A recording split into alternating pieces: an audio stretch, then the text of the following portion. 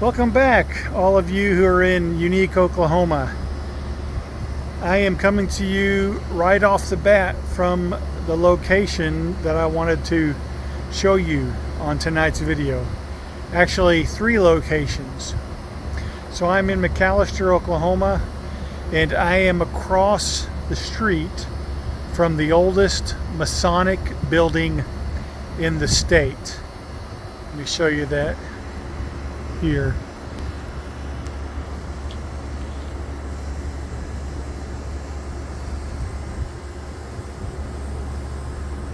See if I can get all of it in here. Well, I'll just pan around.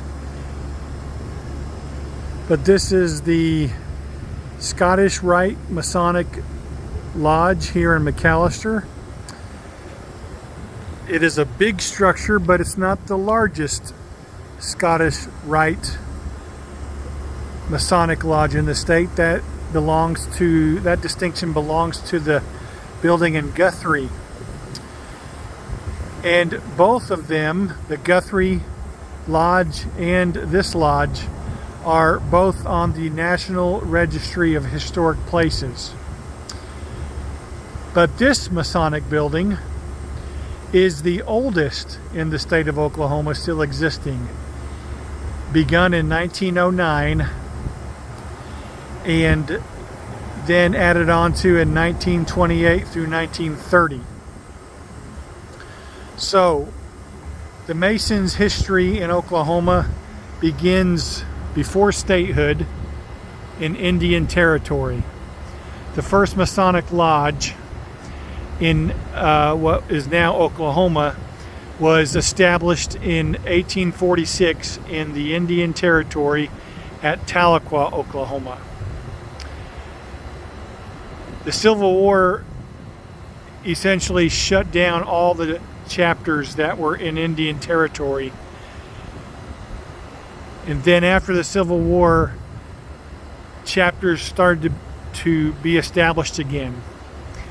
After the land run of 1889, chapters were established in Oklahoma City, Guthrie, Edmond, and other areas, Anadarko. And today, as I said earlier, the 2 largest buildings in the state are the McAlester Lodge and the Guthrie Lodge. So Freemasonry goes all the way back to the 1730s in America, and it has I guess a healthy history in Oklahoma. But I'm coming to you from McAlester, where there are 2 other key things that make the Masonic lodges, or the Masons here in McAlester, a unique part of Oklahoma. So along with this oldest building, we're going to go to 2 more stops. So let's go now to our second stop. See you there.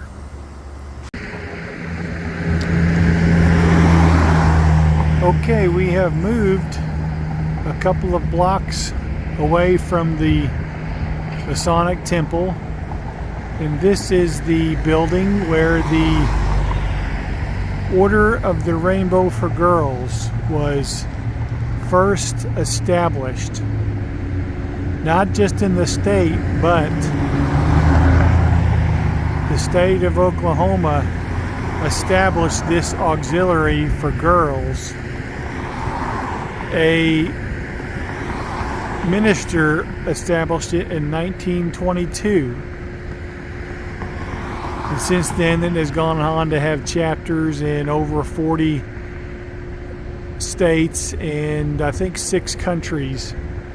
I'll talk more about it at the home base. But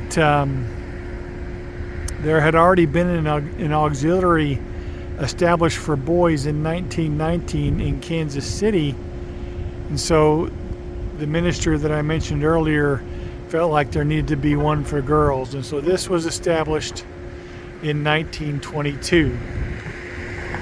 Okay, on to our next stop. All right, We are now at Mount Moriah Road, north of McAlester. There's a car coming, I gotta go. And that is just a clue about our next stop. Okay, unique Oklahoma members, I am coming to you from the Mount Moriah Road north of McAlester. Now, that is a very unusual name, Mount Moriah, but that is a biblical name. And the reason that this road is called Mount Moriah is because at one time, probably all the way up that little incline and then to the right out in the timber, there was a Masonic lodge called the Mount Moriah Lodge. And I am going to talk to you more about it when we get to the home base, and I'll also link an article to it for you. But there are still remains of it out there in the woods, and come fall time, closer to winter, I am going to go see it. I got a call today, as a matter of fact, from the owners of the land giving me permission to go and look at the site. Don't want to go though today. It's really, really hot, and there's rattlesnakes, I am told, along with ticks and chiggers. So, and the woman who I talked to said that I could bring somebody with me. So if someone would want to go with me, that would be great too. But another piece of the Freemasons history in the McAlester area, which again makes the whole Freemasonry chapter and members in this area pretty unique, and it's a unique aspect of our state. So that's where I'm at. Let's head back now to the home base at Fanshawe. Let me give a shout out to my mother-in-law who has driven me to these places. Let's head there now. See you then. Okay, we're back at the home base. It was a hot day to do this, but I was excited to be able to do it, and I'm really excited that the owner of the property called me and said I could go up there later when it's cooler. So again, if anyone would like to go with me, let me know. That'd be a good day trip. So let me just recap what we went over today on our trips. This shows the locations of the 3 sites in and around McAlester. Number 1 is the McAlester Temple. Number 2 is the temple for the Assembly of the Rainbows, the Girls Auxiliary. It is right on this thoroughfare, which is 270, but while it's in McAlester, it's called Carl Albert Boulevard, so it is right on there. And then the old Mount Moriah Temple remains. If you take this road, this is Main Street, take it north, and then eventually you'll come to North McAlester, and that is a different municipality. I'm not talking about the north part of McAlester, but a separate entity called North McAlester, which is incorporated in all of McAlester. Go through North McAlester, and it'll be about a mile till you get to Mount Moriah, which runs east-west and eventually connects you to 69 highway. And where I was filming from, looking at the trees, was right here on the road towards this direction.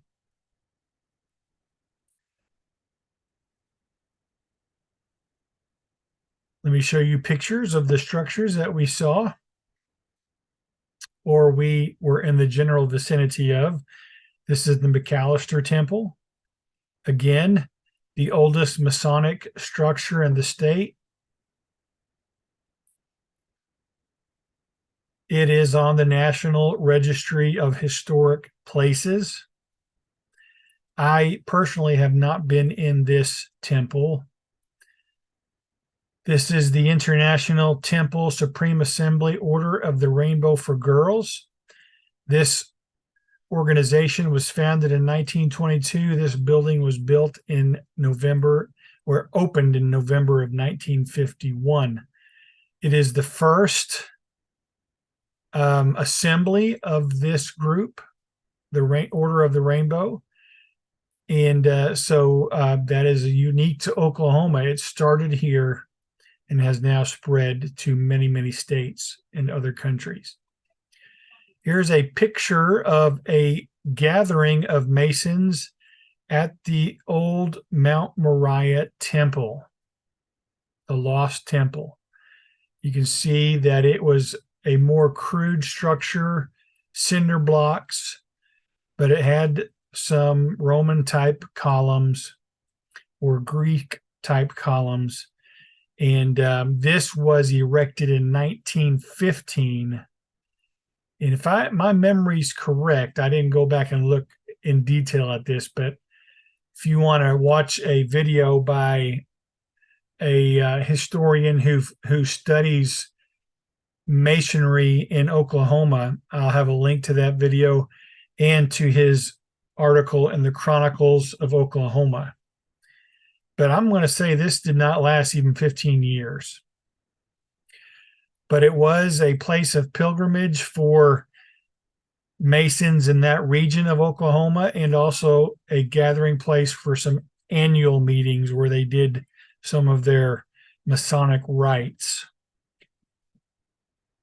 Now, I mentioned while I was on site at McAlester, the Guthrie Temple. The Guthrie Temple is on a 10-acre complex. The east portion of the building was built in 1909 or 1908. So you would think, oh, well, that's older than the McAlester one. But this building originally was built as the first Capitol building of Oklahoma when Guthrie was the capital. When the capital was moved to OKC, Guthrie sold this building or gave it to the Masons, and then they have since constructed this. Once they outgrew this building, because they used it for about 10 years, they constructed this big building. I have been in this building, and it's got some wonderful craftsmanship. And that's a big the big thing about the Masons is they want to honor the great architect of the universe. And so that's why you see the compass symbol in their logo, and their architecture in these buildings are something that they wanted to do that would be excellent craftsmanship that would honor the great architect. But it's a pretty cool building to go through. It also is on the National Registry of Historic Places along with the McAlester Temple. This is the largest Masonic structure in the state, while the McAlester one is the oldest. And this is one of the, I think, 3 biggest Masonic structures in the United States. The Masonic Temple in Detroit has 14 stories, and it is currently the largest Masonic temple in the United States. I'm also going to put a link to an online article about 5 Masonic sites you need to visit.